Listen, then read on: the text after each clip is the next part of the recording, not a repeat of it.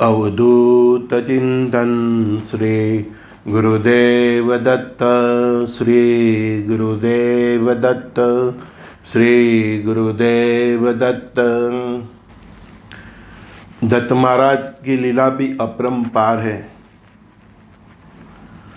इस संसार को अनुभव से ज्ञान पिलाने के लिए और सभी लोगों को धर्म के मार्ग से जुड़े रहने के लिए वो विविध अवतार लेते रहते हैं।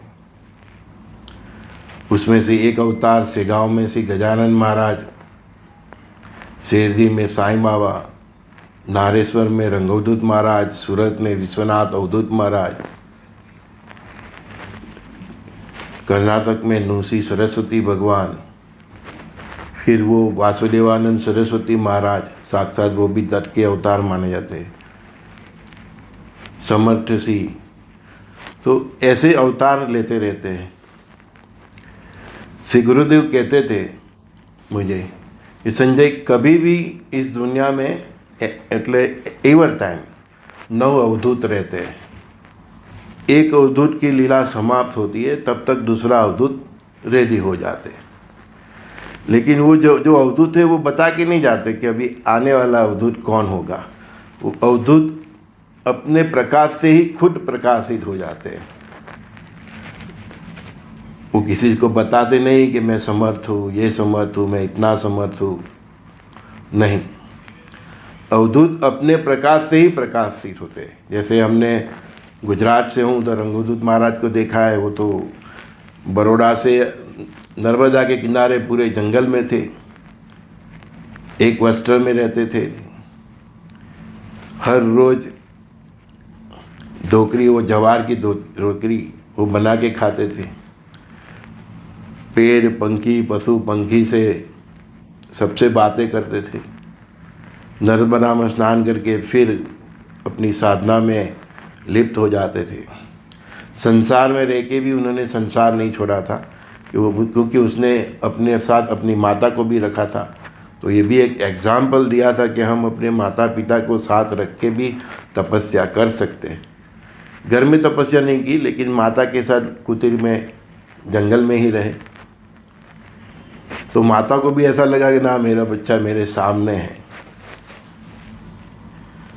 तो एक बार इसी भावना से मैंने कहा था, गुण मा गणपति गजानन जे वो बनाव जे वो छूँ प्रभु तारो छूँ तारा जे वो बनाव जे। गुण में, चरित्र से, हे परमात्मा तू मुझे गजानन महाराज जैसा बनाना। जैसा भी हूँ मैं तेरा भक्त हूँ, मुझे तेरे जैसा बनाना।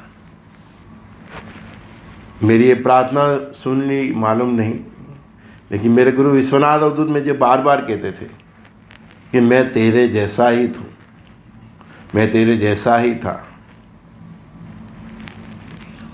तब भी मुझे समझ में नहीं आया कि मेरी आगे की गति क्या होगी। बहुत छोटा था, 22-25 साल का। लेकिन एक दिन हम जब गुरु पूर्णिमा के दिन माता पिता और मैं सब में परिवार के साथ गुरु महाराज की पूजा कर रहे थे, तभी गुरु महाराज ने मेरे माँ बाप को बताया कि ये जो तेरा लड़का है ना संजय, वो मेरे से सीख के आगे बहुत कुछ को सिखाने वाला है। फिर मेरे को बोला, बेटे एक इंसान को एक इंसान बनाएंगे तो एक मंदिर बनाने जैसा पुण्य मिलेगा। तब मैंने बोला था, गुरु महाराज वो तो आपकी कृपा होगी तो मैं कर पाऊंगा, मैं कहाँ से ज्ञानी। हाँ, लेकिन शायद उन्होंने मेरी भक्ति देख ली थी। फिर एक दिन मुझे कहा, मुझे ले गए और रुद्राक्ष के पैर के नीचे। फिर मुझे उधर दिखाया उन्होंने मेरे हर जन्म की भक्ति। फिर मेरे को शाबाशी दी फिर जो कुछ भी 3-4 साल उनके पास रखा मुझे, 4 साल उनके हाथ की बनाई रोटी खाई, वो सोते मैं सोता, वो जागते मैं जागता। तो जो कुछ भी शक्ति पाठ किया, जो कुछ भी दिया, मुझे मालूम नहीं था, लेकिन आज वो जो बीज के स्वरूप में मेरे भीतर उन्होंने जो कुछ भी दिया, वो आज सब आपके सामने है। जिसको आप संजय दृष्टि कहते हैं, वो नाम भी उन्होंने दिया है, दृष्टि भी उसकी है, दिखाने वाली भी वो है और देखने वाले भी वो ही है। खुद को भुला दे वो ही गुरु होते, और अनुभव से ज्ञान दिलाए वो ही गुरु होते।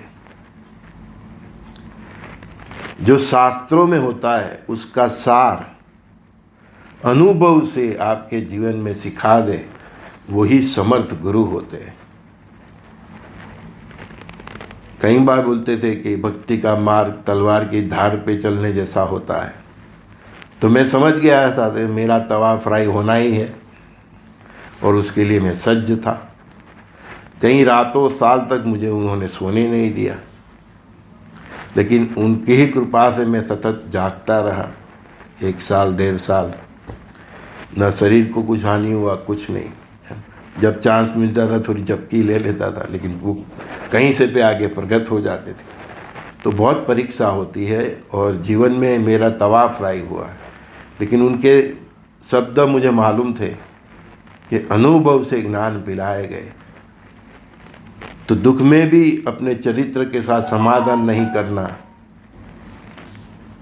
और जो शिष्य दुख में भी, और जो भी इंसान चाहे उनके गुरु हो के ना हो, वो दुख में भी अपने चरित्र से समाधान नहीं करते, शुद्ध सात्विक जीवन जीते हैं, तो उनके ऊपर गुरु की कृपा सतत बहती रहती है। उसका तवा फ्राई होता रहता है, और वो सीखता रहता है, और फिर वो किसी न किसी संजय दृष्टि, किसी न किसी ऐसे इंसानों की तरह समाज में उस इंसान को इंसान बनने का कार्य में उसको जोर देते। आप किसी भी समर्थ गुरु को पकड़ोगे, शुरुआत में आपका तवा फ्राई ही होगा। लेकिन हम सब, ज़्यादातर लोगों की यही सोच होती है कि संत के पास जाएंगे, अवधूत के पास जाएंगे तो कृपा होगी, हम सुखी होंगे। ऐसा नहीं होता है। संत के पास अवधूत के पास जाओगे तो आपका तवा फ्राई ही होगा। चिथरे निकाल देते हैं, लंगोट तक का बांध नहीं रहता है। सब अहंकार को निचोड़ के, वो जैसे वस्त्र फट जाते इतना अहंकार निचोड़ देते।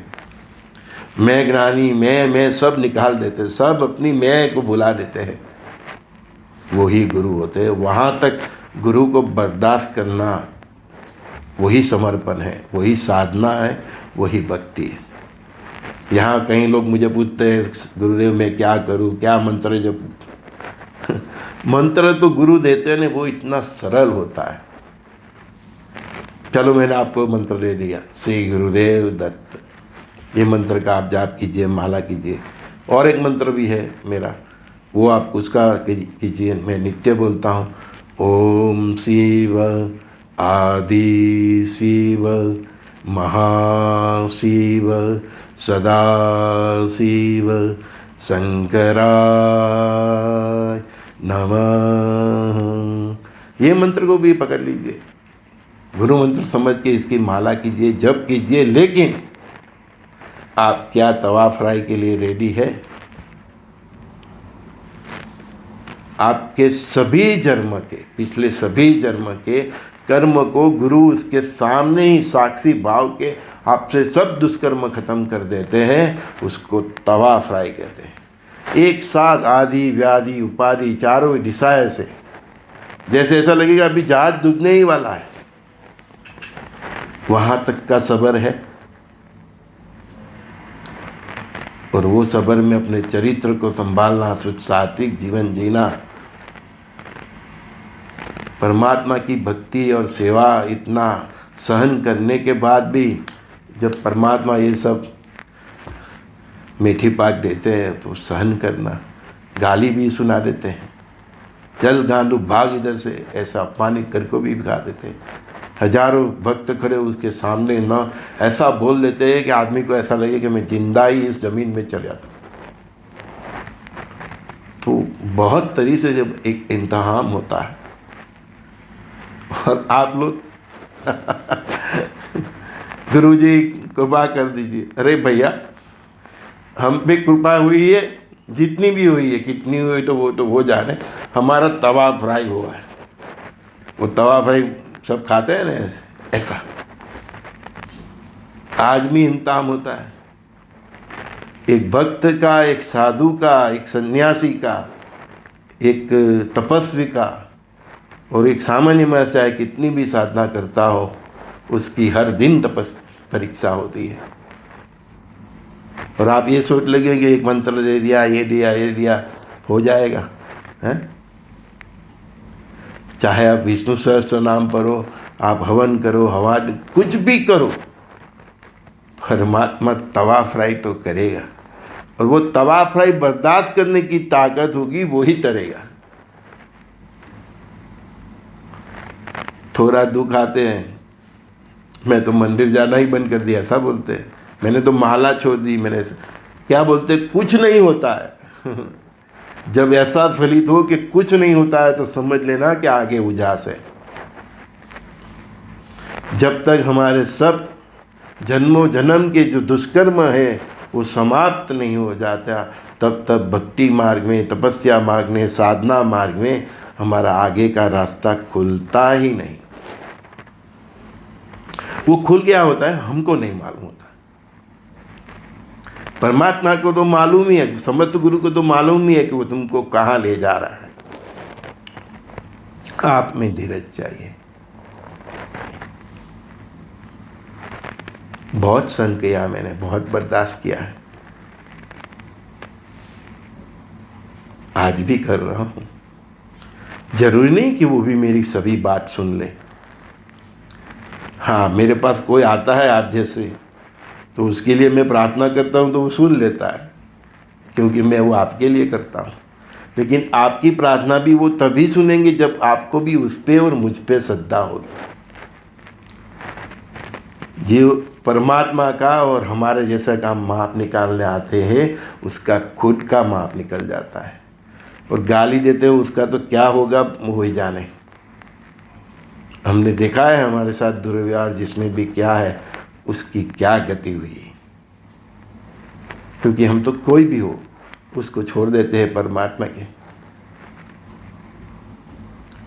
एक हमारी परिपक्ष में एक बंदा था, मैं जहाँ से हूँ वहाँ से, उसको मेरी बहुत एलर्जी थी, बहुत गाली देता था, मालूम नहीं क्यों। एक बार पूछा मैंने, 2 बार पूछा, भैया क्या दिक्कत है तुमको मेरे से, आओ बैठ के हम सॉल्व करें, हमारी कुछ गलती हो तो बताओ। नहीं, उसको वो जैसे जेलसी बोलते हैं ना, वो सुन के हमारी भी कान पक गए। फिर हमने एक बार गुरु महाराज को बोल दिया कि गुरुदेव अभी ये बर्दाश्त से बाहर है, बताता भी नहीं, जताता भी नहीं, बस अब आप देख लेना। जब भी बहुत होता था मैं बोल देता आप देख लेना। अब वो गाली बोलने के लायक ही नहीं रहा, कैंसर हो गया जीभ का, ये सब डॉक्टर ने जीभ भी काट दी।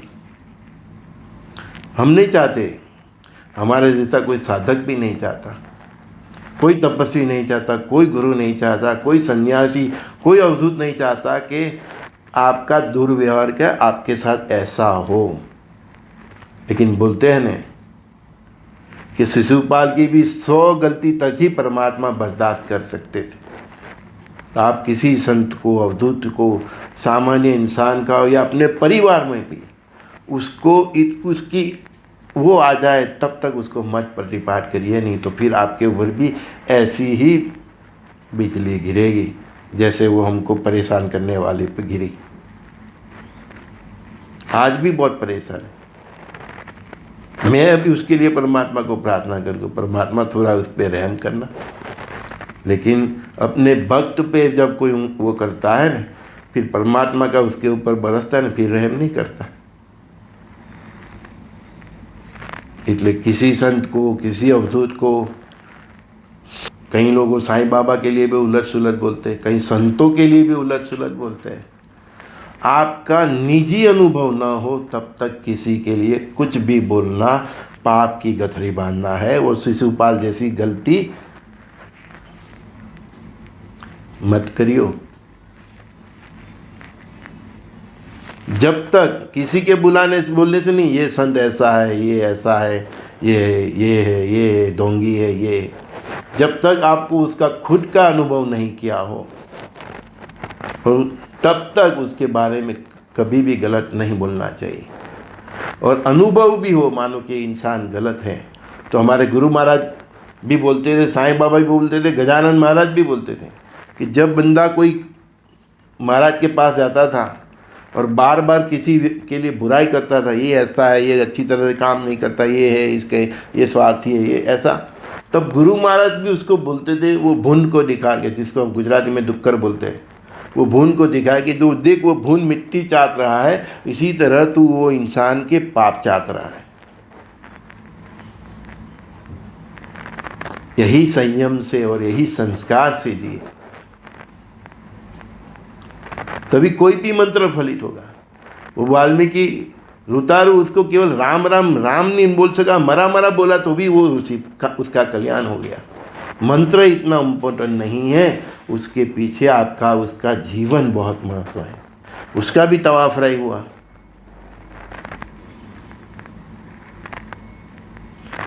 कोई भी मंत्र की जगह पर ही है, वो एक सेतु है जो आपको परमात्मा के साथ जोड़ता है।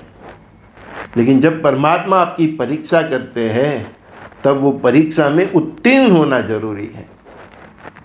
मेरे को क्या मिला, मेरे को क्या मिला, मैं इतनी बार सेधी गया, मेरा काम नहीं हुआ, मैं इतनी बार तिरुपति गया, काम नहीं हुआ, मैं इतनी बार कुलदेवी गया, मेरा काम नहीं हुआ, मैं इतनी बार अयोध्या गया। अरे भाई, तुझे किसने बोला था कि तू जा? तेरी गरज थी तो तू गया। देना नहीं देना उसका काम है, तू कौन है? तू पहले तेरे कर्म देख, तू तेरे कर्म देख के तू इतनी बार गया तो भी तेरा काम क्यों नहीं हुआ? दूसरी बात, तू तेरा जीवन बदला, शुद्ध सात्विक जीवन जिया, तूने चरित्र बनाया। परमात्मा भी उसी बच्चे पे काम कृपा करते हैं जो उसके जैसा बनने का यत्न करते हैं या उसके जैसा होता है। और एक बार कृपा कर भी लेते हैं तो इसके पीछे का इंटेंशन भी यही होता है कि आपको श्रद्धा वैसे कि दुनिया में परमात्मा जैसी कोई शक्ति है और मुझे परमपिता परमात्मा जैसा बनना है। कहीं पापी लोगों के भी कार्य हो जाते तो इसीलिए हो जाते हैं कि परमात्मा जैसी शक्ति है, उसको विश्वास वैसे, श्रद्धा वैसे। और कृपा हो जाने के बाद हमको ये कोशिश करनी चाहिए कि हम हमारे परम पिता परमात्मा परब्रह्म परमात्मा जैसा बनने की कोशिश करें। हम जय श्री राम बोलते हैं, जय श्री कृष्ण बोल देते हैं, जय हनुमान, जय महादेव, हम क्या क्या बोलते हैं। केवल जय जयकार से परमात्मा प्रसन्न हो जाएगा?